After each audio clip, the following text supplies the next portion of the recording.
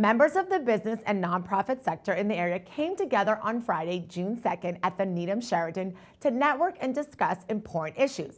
Now, the Charles River Regional Chamber's annual Spring Business Breakfast is always a popular event. This year, the featured speaker was Lieutenant Governor Kim Driscoll, and they honored longtime owner of Cabot's Ice Cream and Restaurant in Newton, Joe Prestejohn. Here's more on the event. This one was a very special morning for us because we hadn't been back in the Needham Sheraton for this event that we used to hold annually for 3 years. And we were really pleased to get an amazing full house of people from every industry, really. Large businesses, small businesses, our nonprofit sector, and young entrepreneurs, and really a great mix.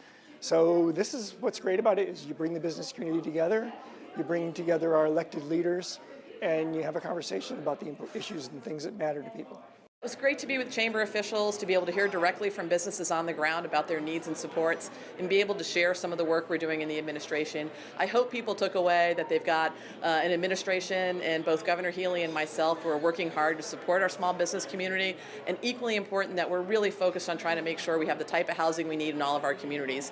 We think that's important for our workforce needs, but also important because we know housing is such an important human right. So lots of work to do in that space, and our business community can play a role in it, and really grateful to be here. We're optimistic about the future, listening to some of the good work that's going on in the region already. With a new administration coming in, it was really important for us to hear from her and hear what her priorities are and what the governor's priorities are. And just as important for our businesses to tell her what's on their mind.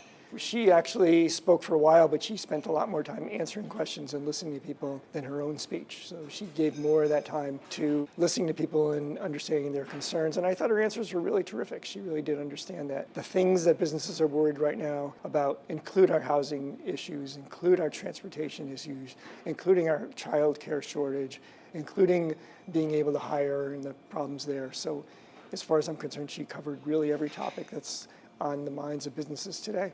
We were really pleased to honor Joe Prestejohn, who really is the epitome of that small business owner who doesn't just run a great business and doesn't just care about his employees and the product and customers who love his product, but has been so involved in the community as a philanthropist, as a guy who goes to community events and scoops out free ice cream, as someone who sits on the board of nonprofits, as someone who's written the checks to so many worthy causes.